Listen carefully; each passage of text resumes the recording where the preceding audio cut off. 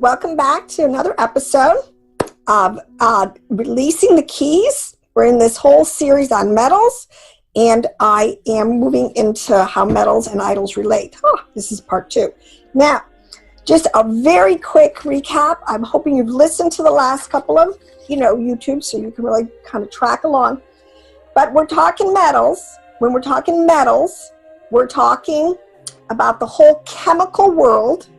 We are talking about metals, minerals, gems. This is called, in the world of the kingdoms, we know that there's animal kingdom, the plant kingdom. They call this the mineral kingdom. It's also called the silent kingdom here. And I want to just say, it's also, this is the kingdom full of enemies you can't see. This is an important thing I want people to try to grasp out of all this. We have a lot of enemies that we can't see. And our Bible tells us quite a bit about this, and we need to kind of look at it a little more from this angle. But that will unfold as I get into this.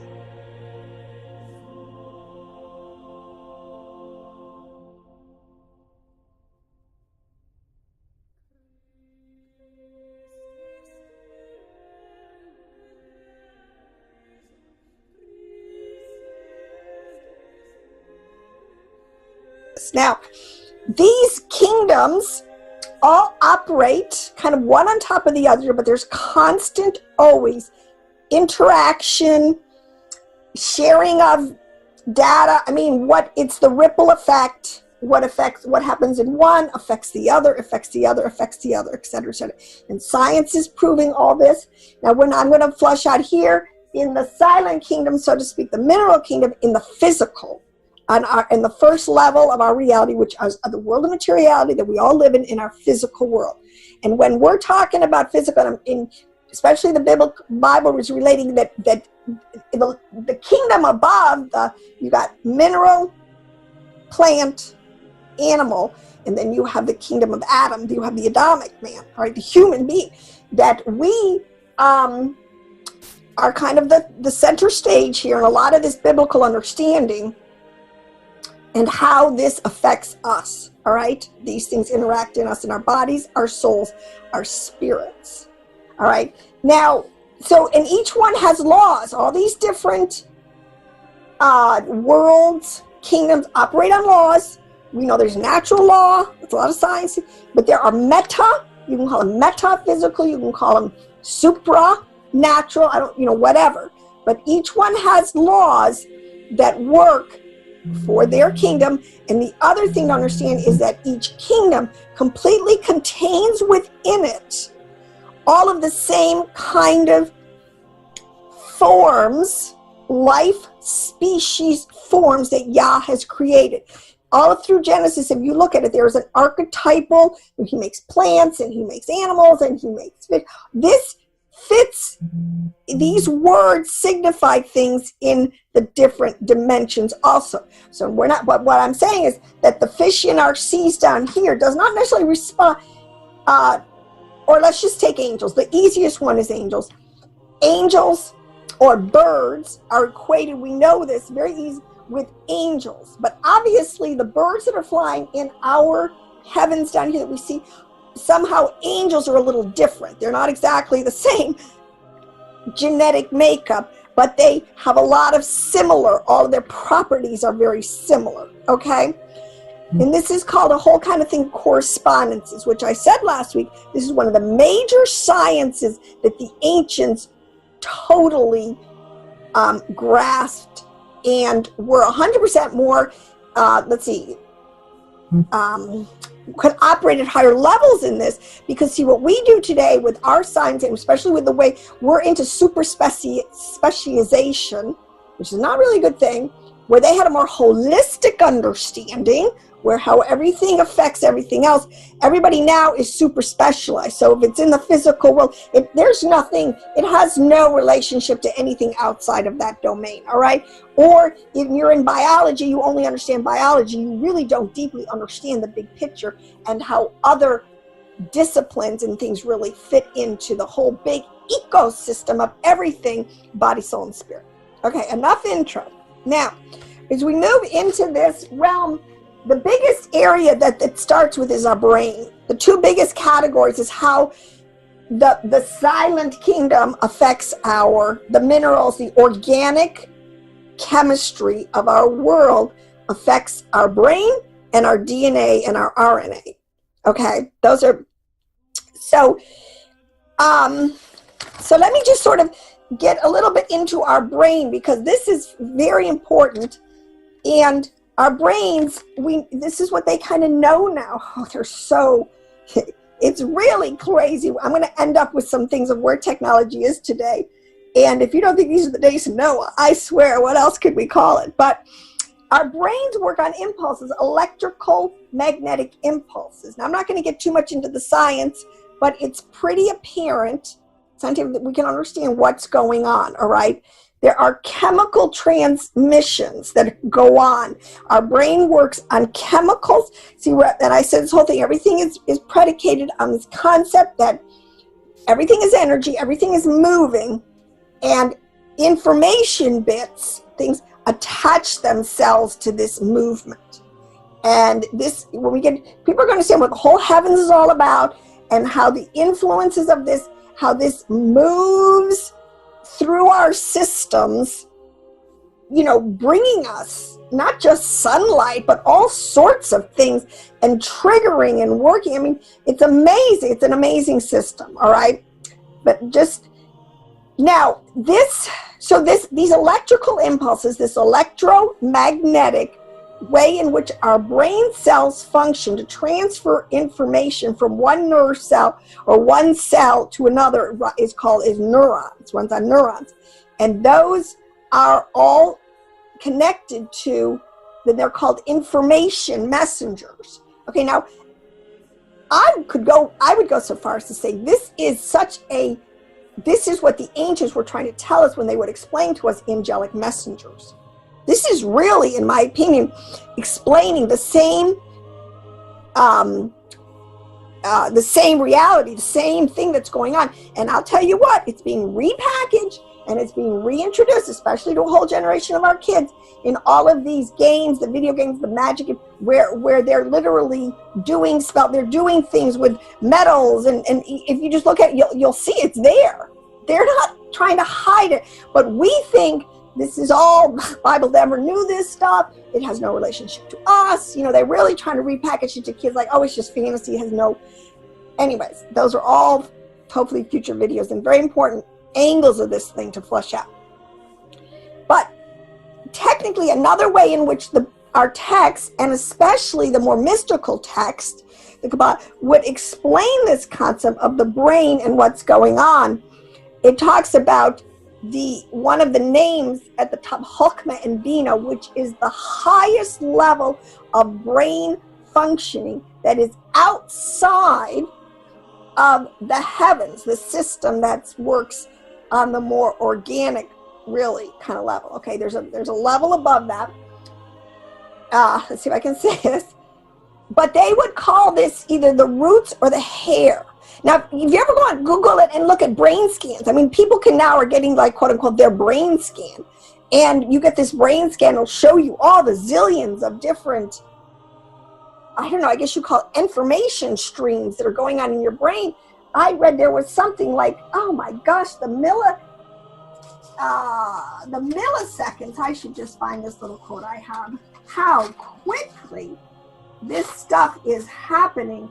250 milliseconds, okay? But it's all this, and they have it all color-coded. This relates what the angels were telling us about when they would show the hair, and they would show the aged, the Ancient of Days, and he has his hair and the beard. This is sort of way back, deep inside, why the Jews would have long hair, or the beard.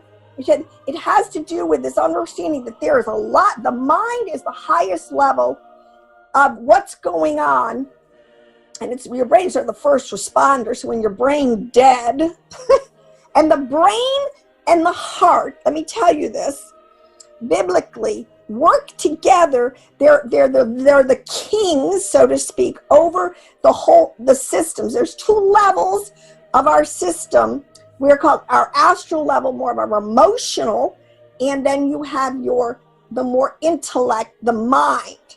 So Hokman being are over the mind, which is the highest level. Then you come down a little bit into the more astral levels, the emotions. And understanding that, then we can, there's so much, once we can really begin to understand. But let me say this, so also roots of a tree, that would be another way. And that's why sometimes you'll see this, the tree's inverted and the roots are up, because it's the roots, it's the beginning.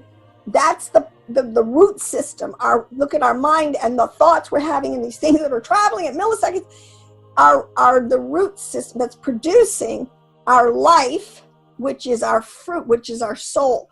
When the Bible talks about the fruit of the land or the fruit, it's talking about the end product, which is a soul life. All right, that's what it's talking about. All right, that's inside. A lot of times in here, we'll talk about inside a body. All right. So those are two ways in which the ancients were also portraying, because they were very pictorial, and this is the language very pictorial. Really and truly, a picture can tell 1,000 words if you know what the picture means. All right.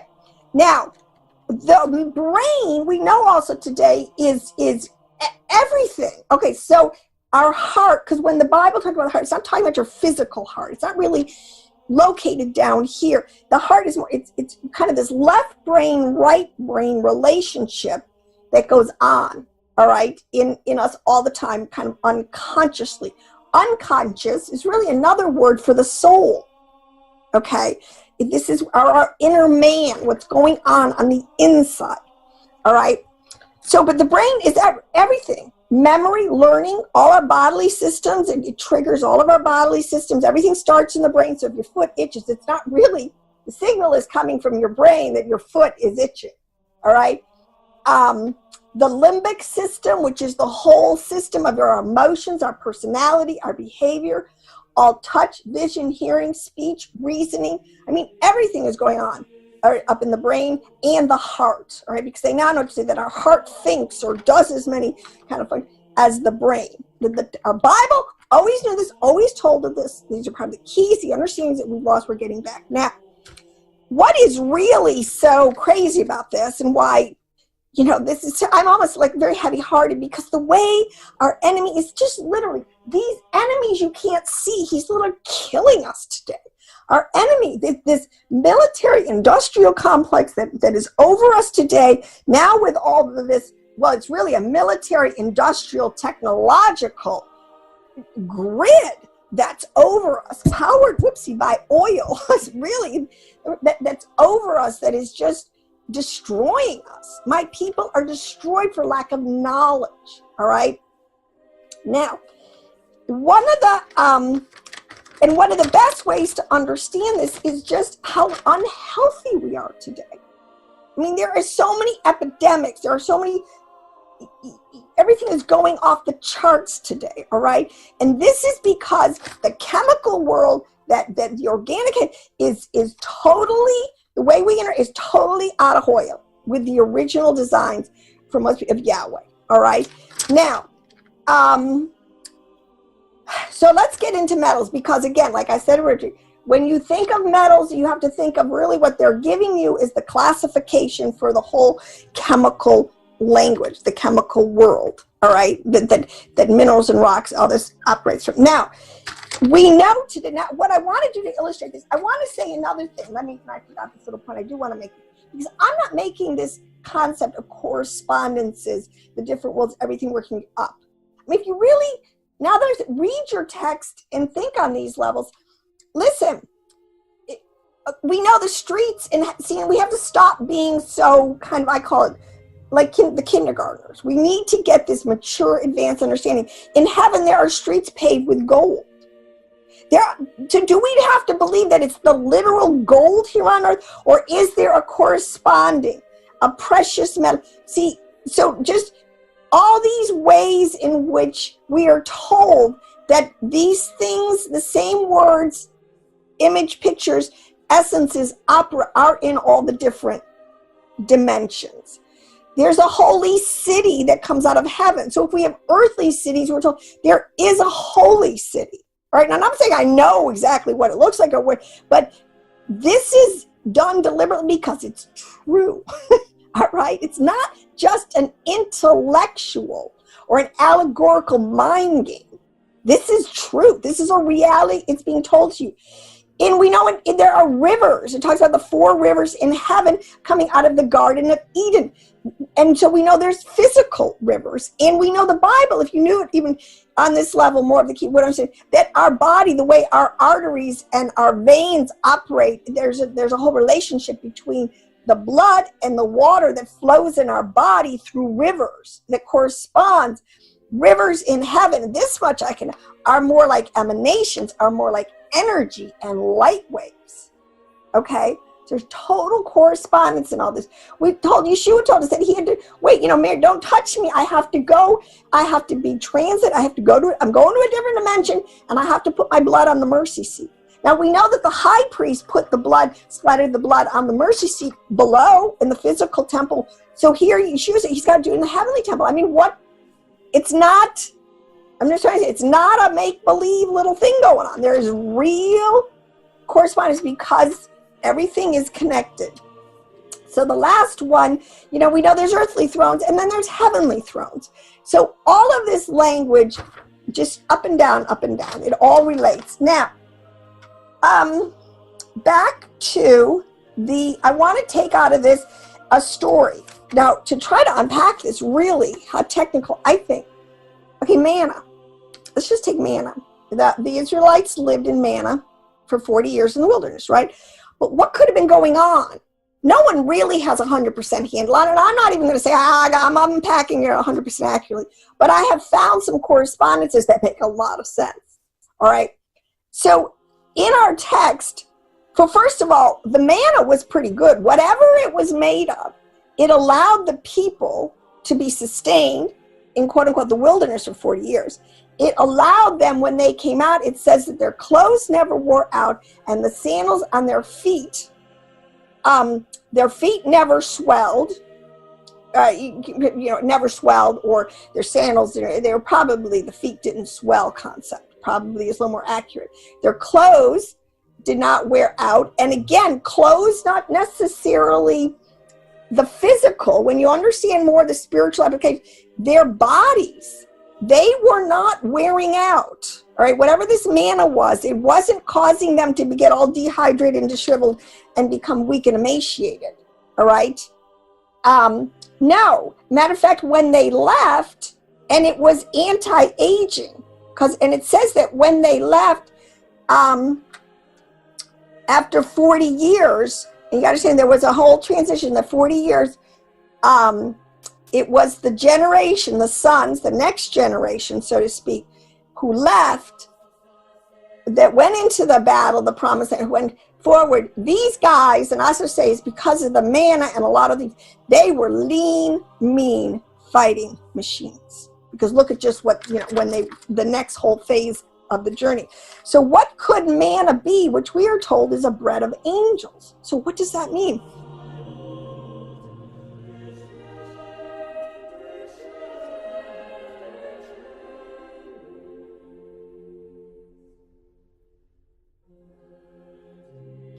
But again, there has to be a correspondence here. So the only hints that we're really given is that coriander, it's likened unto coriander seed. It's likened unto I don't really know how to say it, but bedulum. All right. Now, bedulum is one of the first things that we're told is in the land of Eden, associated with the rivers, and bedulum, it's very good. All right. So first, a bedulum is introduced to us as a heavenly kind of compound, and now we're coming down and we're seeing because I think that it says this in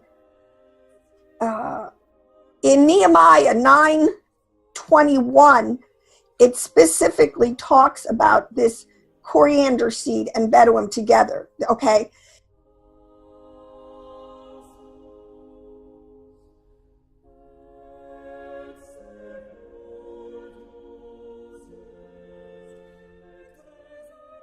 But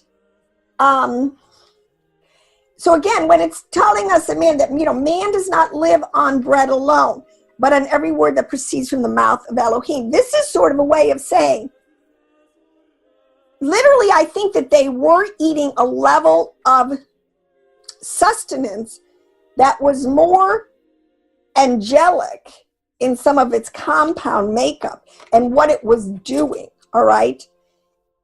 If it really was coriander, and one thing I have to tell you, when you read your text today, oh my God, you have to understand something.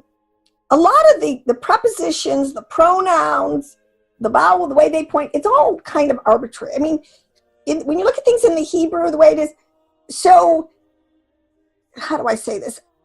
It was likened unto coriander seed. We don't know that in the Hebrew, and I didn't have a chance to go look at it, if it doesn't really just make a straight out correspondence. Likened is sort of but there's other, you have to look at these translations really in the Hebrew to see how strong the correspondence is. All right, would be my point.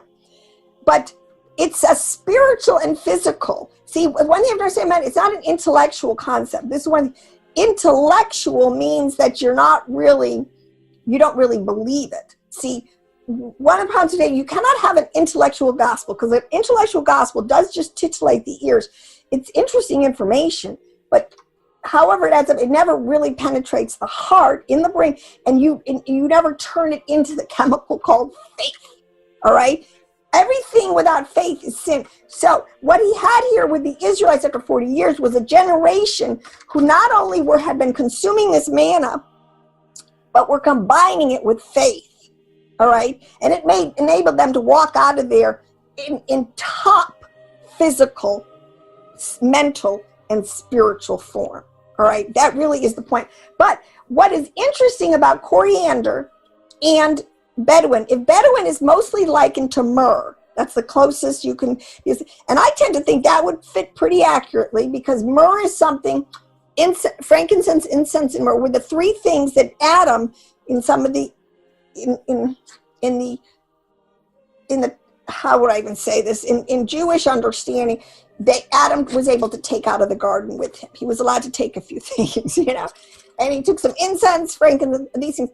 But if this is, and the other thing in the Kings, and when I get to unpacking that, there's a whole correlation also in this of spices, herbs, and seeds, along with fruits and vegetables. See, making these lists, like I said, these lists, they were constantly coming up within the Bible. It's not for no arbitrary reason, because they are listing you ways of correspondences, the ways you can track this stuff.